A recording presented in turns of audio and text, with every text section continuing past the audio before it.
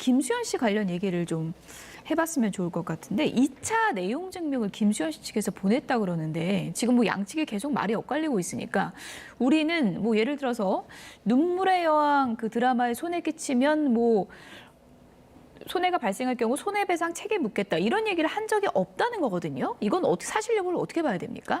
그렇습니다. 사실 양측이 사실관계에 대해서 굉장히 좀 다른 입장을 보이고 있습니다. 그러니까 2차 내용 증명도 이제 추가로 공개가 되었는데요. 예. 이 2차 내용 증명이라는 것은 결국 이 김수현 씨 측의 소속사 측에서 고 김세론 씨에게 채무를 독촉하는, 그러니까 채무를 변제해야 된다는 내용 증명을 1차적으로 보냈고 이에 대해서 고 김세론 씨가 김수현 씨에게 이와 관련한 문자를 보냈는데 답을 받지 못했고 SNS에 이제 고인이 김수현 씨와 찍은 사진을 올렸다가 삭제한 직후에 2차적으로 이 내용 증명을 받았다 이렇게 좀 주장이 되고 있는 것입니다. 이 2차 내용 증명의 내용을 보면 지금 채무를 변제를 독촉하는 그런 취지라기보다는 우리가 이대로 너에게 채무를 다시 갚으라고 요구를 하지 않으면 배임 같은 부분 이것이 회사의 자금이기 때문에 법인의 자금을 유용한 그런 문제가 될 수 있기 때문에 독촉을 다시 하는 것이며 너가 갚을 수 있는 그런 날짜를 다시 알려달라는 내용이 담겨 있었고 하나 추가적으로 문제될 만한 부분이 앞서 SNS에 고 김세론 씨가 또 사생활과 관련된 사진을 이제 올렸는데 이와 관련해서 현재 드라마가 방영 중이고 이와 관련해 피해가 예정될 수 있으니 자제를 요청한다는 내용이 내용 증명에 담겨 있었습니다.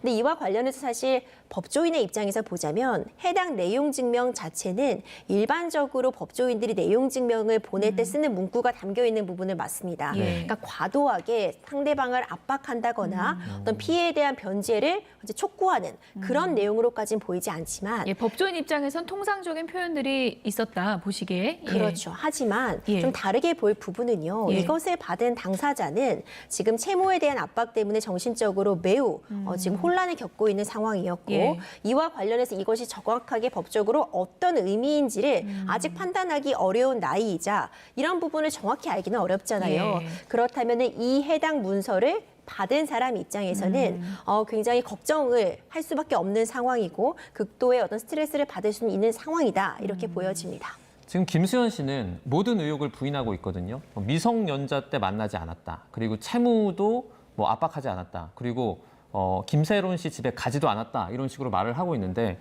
계속해서 자료가 조금씩 나오고 있습니다. 뭐 집에서 조금 뭐 얘기를 나눴다라든지 그런 영상이나 사진들이 나오고 있어요. 이 진실 공방 좀 어떻게 흘러갈까요? 사실 굉장히 안타깝습니다. 이제 고인도 이런 상황이 벌어지리라고는 예측을 하지 못하지 않았을까 참 참담한 그런 상황으로 보여지는데 일단 양측이 사실관계에 대해서 입장차가 분명합니다. 크게 쟁점이 되는 부분은 두 가지입니다. 그러니까 미성년자일 때부터 교제를 한 것인지 여부 그리고 채무에 대해서 과도하게 독촉을 하였는지 여부 이 두 가지인데요. 김수현 씨는 당초 처음의 해명과는 다르게 일단 교제 사실은 인정을 하였으나 성년이 된 이후에 1년여가량 교제하였다고 주장을 하고 있고 유족 측에서는 미성년자일 때부터 교제를 하여서 교제 기간도 6년가량이 된다. 이렇게 입장차가 존재를 하고 있습니다. 특히 이 부분이 좀 쟁점이 되고 있는 것이 지금 김수현 씨 측에서 미성년자 당시일 때 교제 사실을 부인함으로써 이제 유족 측의 입장에서는 이제 고인의 명예를 훼손하고 있다 이런 주장을 하고 있고요. 특히 생전에 이제 고 김세론 씨가 이런 자작극을 벌인 것이다. 이런 열애설을 자작극을 만들었다 이런 혐의를 받으면서 어떤 그런 유튜버들의 폭로 때문에 극심한 고통을 받아왔는데 이 부분이 허위 사실에 의한 명예훼손이라는 걸 입증하기 위해 김수현 씨와의 그런 연애 사실을 밝힐 수밖에 없었다는 것이 유족 측의 입장이거든요. 그렇다면 유족 측은 결국 이 부분에 대해서 김수현 씨에게 사과와 사실 인정을 요구하고 있고요. 김수현 씨는 미성년자 당시에는 교제하지 않았다는 주장을 계속하고 있으면서 결국 사진 같은 부분들이 계속 공개가 되고 그 사진을 언제 찍은 것인지 이 사진의 진위 여부 이런 것들이 계속 쟁점이 되고 있어서 결국 양측이 원만하게 합의하지 않는 한 이런 사생활 부분에 대한 사진 공개라던가 폭로는 이어질 수밖에 없어 보입니다. 또 이 채무와의 변제와 같은 부분도 결국 내용 증명이라던가 서로 대화가 오고 남은 그런 정황 증거만이 남아있기 때문에 양측의 입장이 좁혀지기에 다소 좀 어려움이 있어 보이는 상황입니다. 사실무가 확인되지 않은 사진이나 동영상이 이제 계속 인터넷상에서 이제 유포가 되고 있는 그런 상황인데 이게 뭐 진실을 서로 입증하기 위한 이제 증거로서 봐야 되는 건지 아니면 과도한 사생활 유출이기 때문에 이것이 뭐 피해를 발생할 수 있고 이것이 뭐 법적으로 또 갈 수 있는 건지 이건 어떻게 봐야 됩니까? 그렇죠. 사실 김수현 씨 입장에서는 이제 굉장히 조심스러운 상황이지만 예. 경우에 따라서는 이런 사생활이 담긴 사진들의 공개가 명예훼손에 해당할 수 있다. 명예훼손에 의한 어떤 형사처벌을 요구한다거나 손해배상 청구를 하는 것이 불가능한 것은 아닙니다. 명예훼손의 기준이 될 수도 있어요. 그렇죠. 예. 이런 고의적으로 어떤 명예를 훼손하기 위해서 예. 허위의 사실이든 그것이 사실이든 적시하는 경우에 문제가 될 여지는 분명히 있거든요. 다만 이 경우에 이런 사진을 공개하는 것 외에는 다른 방도로서 해결할 측면이 없다는 점이 인정이 된다거나 알 권리나 공익적인 차원이 인정이 된다면 처벌을 피할 수 있습니다. 그렇기 때문에 김세론 씨의 유족 측에서도 이것을 어떤 유튜버에 대한 허위 사실 적시에 의한 명예훼손으로 처벌을 하기 위해 예. 그렇다면 이것이 허위 사실임을 입증하려면 고 김세론 씨와 김수현 씨의 어떤 연인 관계를 밝힐 측면이 있었다. 이런 주장들을 함께 하고 있는 것이라 보여집니다. 네.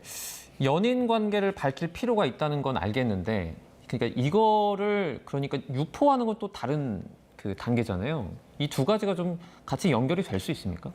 그렇죠. 참 굉장히 안타까운 상황이죠. 네. 그러니까 이와 관련해서 계속해서 확대 재생산되고 특히 이런 사진 같은 부분들을 퍼나른다던가 이렇게 공개된 사진을 활용을 해서 또 새로운 기사라던가 새로운 그런 논쟁거리들을 만들어낸다면 네. 이 경우엔 또 명예훼손이라던가 모욕죄 이런 처벌이 가능하기 때문에 주의가 필요합니다.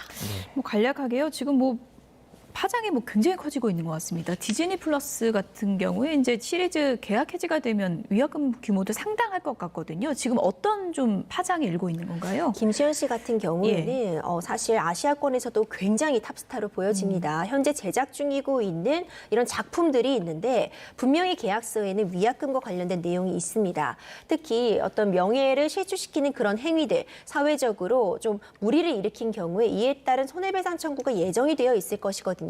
만약 이와 관련해서 적절하게 이 해당 사안이 마무리되지 못한다면은 굉장히 대규모의 위약금 청구가 가능해 보이고 워낙 또 탑스타다 보니까 그 위약금의 액수도 수십억, 수백억에 이를 수 있다. 이런 이야기까지 나오고 있습니다. 예. 어쨌든 뭐 진실 공방을 벌이고 있는 양측인데 진실은 확인이 안 되고 파장만 커지는 그런 상황인 것 같습니다. 지금까지 임주혜 변호사였습니다. 고맙습니다. 고맙습니다.